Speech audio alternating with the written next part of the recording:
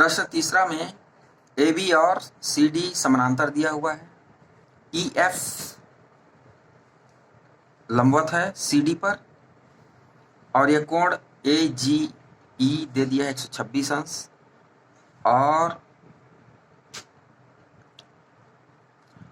ए G E F G E F और F G E ज्ञात करना है। जी ई डी दे दिया है, जी ई डी भी हमको 126 अंश से दे दिया है।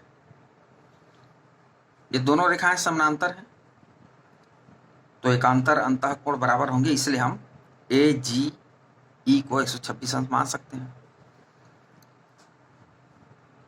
तो इस तरह ए जी ई बराबर जी ई डी बराबर 126 अंश। ए बी और सी डी समानांतर रेखा है।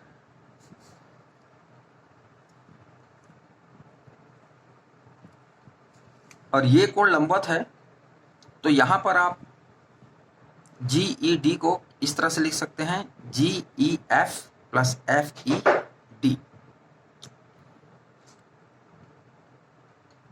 तो ये 90 प्लस जी ई एफ और 90 126, तो यहां से जी ई एफ का मान निकल आएगा 36 डिग्री। अब ए जी ई और एफ जी ई 180 अंश का होगा। एफ जी ई यहां पर आप देखेंगे तो ये एक सरल रेखा का कोण है तो यह 180 अंश का होगा। और हमको ए जी ई पता है, 126 अंश। तो इस तरह से आपको एफ जी ई का मान 54 अंश निकल आएगा, जो कि हमें ज्ञात करना था। तो इस प्रकार से ए जी ई एफ और एफ जी ई का मान निकल गया। अब आप देखेंगे क्वेश्चन नंबर 4। क्वेश्चन नंबर 4 में एक आकृति दिया हुआ है और एक कुछ कोण दे दिए हैं पी क्यू आर और आर एस टी। हमको निकालना है क्यू आर एस। तो एक समानांतर रेखा पी क्यू के समानांतर हम एम एन बिंदु आर से होते हुए एक रचना करते हैं, या आप चाहें तो एस टी के समानांतर आर से होते हुए एम एन रेखा की रचना करते हैं। तो ये रचना आपको करना है। ऐसा क्यों कर रहे हैं? क्योंकि हमारा जो प्रश्नावली है वो पूरी तरह समांतर रेखा पर आधारित है, 2 समानांतर रेखा हो और कोई प्रतिच्छेदी रेखा हो। यहाँ पर आप एक समांतर रेखा का निर्माण कर देंगे, रचना करेंगे तो आपको इस तरह से एम एन और पी क्यू समानांतर मिलेगा और एम एन और एस टी भी समानांतर मिलेगा और एक तिर्यक प्रतिच्छेदी रेखा इस तरह से आप देख रहे हैं क्यू आर है और इस तरह आर एस। तब हम नियमों को लगा सकते हैं। तो यहाँ पर हम कह सकते हैं कि एम एन पर रचना करके एम एन समानांतर एस टी के, एम एन समानांतर है एस टी के, तो एम एन समानांतर होगा पी क्यू के, क्योंकि एक ही रेखा के समानांतर रेखा समानांतर होती है। तो इस तरह हम कह सकते हैं ये तीनों रेखाएं आपस में समानांतर है। और आगे आप देखेंगे P Q R plus M R Q 180 अंश का होगा। तिर्यक रेखा के एक ही ओर के कोण का योग 180 अंश होता है, तो यहाँ से एम आर क्यू का मान निकल आएगा 70 अंश। आर एस टी और कोण एन आर एस का मान 180 अंश होगा। उसी तरह यहाँ से एन आर एस का मान 50 अंश का आ गया। M R Q, Q R S और एस आर टी आप देखेंगे 180 अंश का होगा। रैखिक युग्म बना रहे हैं, तीनों कोण मिलकर एक सरल रेखा का कोण बना रहे हैं। तो जो जो कोण का मान ज्ञात है उसे आप रख देंगे और इस तरह क्यू आर एस का मान ज्ञात नहीं है। एम आर क्यू 70 अंश, आर एस टी 50 अंश, क्यू आर एस का मान यहाँ से निकल जाएगा, वो है 60 अंश। तो इस तरह से क्वेश्चन नंबर 4 सॉल्व हो जाता है। क्वेश्चन नंबर 5 आप देखेंगे। क्वेश्चन नंबर 5 इस तरह से बहुत ही आसान सा एक त्रिभुज दे दिया है और हमको x और y का मान निकालना है। यहाँ पर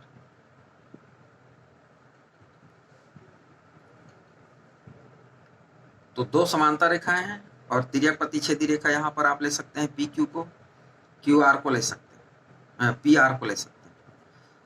तो ए बी समानांतर टू सी डी दिया हुआ है, इसका हम उपयोग करेंगे। तो क्या कह सकते हैं, एकांतर अंतःकोण बराबर होंगे, एकांतर अंतःकोण x बराबर 50 हो जाएगा। क्लियर दिख रहा है यहां से। अब x का मान निकल गया, तो यहां पर से आप पी आर क्यू का मान निकाल सकते हैं। 127 और ये पी आर क्यू मिल करके एक रेखी क्यूब में बनाएगा, तो उसका भी मान आप निकाल सकते हैं।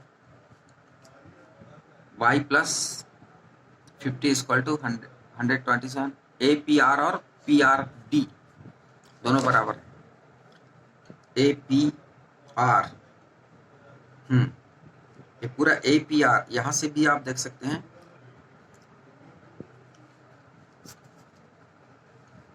ए पी आर और पी आर डी बराबर होंगे, क्योंकि अंतः एकांतर कोण है। तो y प्लस 50 इक्वल टू 127, तो y का मान निकाला है 77 अंश। तो इस तरह से क्वेश्चन नंबर 6 आप देखेंगे, बहुत ही आसान है। इसमें एक दर्पण दे रखा है PQ और दूसरा RS। प्रकाश की किरण A से शुरू होकर के B पर, दर्पण के B बिंदु पर टकराती है और फिर C की ओर चली जाती है। दूसरे दर्पण में C बिंदु से टकरा करके D पर चली जाती है, D की ओर चली जाती है, D की दिशा में चली जाती है। तो आप देखेंगे इसके बिंदु B पर अगर हम एक लंब खींचते हैं, ये भौतिक शास्त्र में आप पढ़ेंगे इसके बारे में, आपतित किरण और अपवर्तित किरण कहते हैं इसको। ये यहाँ पर BC आपतित किरण है और CD अपवर्तित किरण। यहाँ पर AB आपतित किरण है और BC अपवर्तित किरण है। इनके बीच में अगर लंब खींचा जाए तो ये दोनों को बराबर बराबर भाग में बांटते हैं। ये इसकी प्रॉपर्टी होती है, इसका हम उपयोग करेंगे। अगर लंब खींच दें B बिंदु पर, अगर लंब खींच दें C बिंदु पर, तो ये जो कोण का नाम दिया है 1 2 3 4, 1 और 2 बराबर होंगे, 3 और 4 बराबर। तो इसका हम उपयोग करके दिया क्या क्या है, PQ parallel to RS, PQ और RS पैरेलल है, AB BC CD किरणें हैं। तो सिद्ध करना है AB parallel to CD, AB और ये CD दोनों समांतर रेखाएं हैं, समांतर किरणें हैं, ये हमको सिद्ध करना है, या समांतर रेखा है, ये हम सिद्ध करना, हमें सिद्ध करना है। तो समांतर रेखा सिद्ध करने के लिए क्या करते हैं, ये अंतः एकांतर कोण को बराबर बताओ, या एक ही ओर के कोणों का युग्म का योग जब होता है 180 अंश होता है बताए, या फिर संगत कोण बराबर है बताते हैं। तो रचना करेंगे, ये BM और CN लंब डालते हैं, तब हम कह सकते हैं कोण 1 बराबर कोण 2 परावर्तन का नियम कहलाता है इसके आधार पे, और 3 और 4 आपस में बराबर है। तो 2 और 3 दोनों रेखाओं को हम समानांतर रेखा दिखें BM और CN को, तो एक कोण ध्यान से देखें, कोण 2 और एक कोण 3 अंतः एकांतर कोण है, दोनों बराबर होंगे, एकांतर कोण है। तो इस तरह हम कह सकते हैं कि 1 2 के बराबर है, 2 3 के बराबर है और 3 4 के बराबर है। सभी कोण आपस में बराबर है, कोण 1 बराबर कोण 2 बराबर कोण 3 बराबर कोण 4। तो 1 धन 2, 1 धन 2 बराबर 3 धन 4, ऐसा भी लिख सकते हैं, सभी आपस में बराबर है। तो इस तरह कोण 1 और कोण 3 बराबर 2 बराबर कोण 3 धन कोण 4। तो ये सिद्ध हो जाता है कि ABC बराबर BCD, ABC बराबर BCD एकांतर कोण है ये।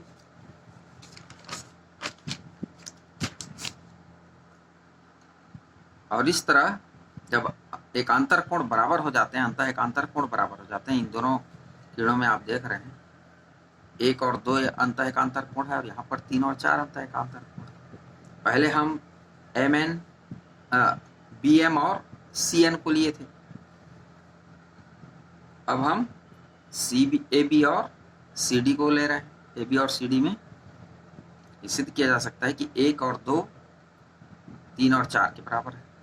तो ये क्या है, वास्तव में अंतः एकांतर कोण है जो कि आपस में बराबर है। और किसी भी सरल रेखा का कोई तिर्यक रेखा काटे, यहाँ पर CB को तिर्यक रेखा ले सकते हैं, काटे तो वह अंतः एकांतर कोण बराबर होना चाहिए। यहाँ पर 1 धन 2 बराबर 3 धन 4 जैसे सिद्ध करते हैं तो ये दोनों रेखा ए बी और सी डी समानांतर होती है। या इसको आप इस तरह से लिख सकते हैं, A B parallel to C D.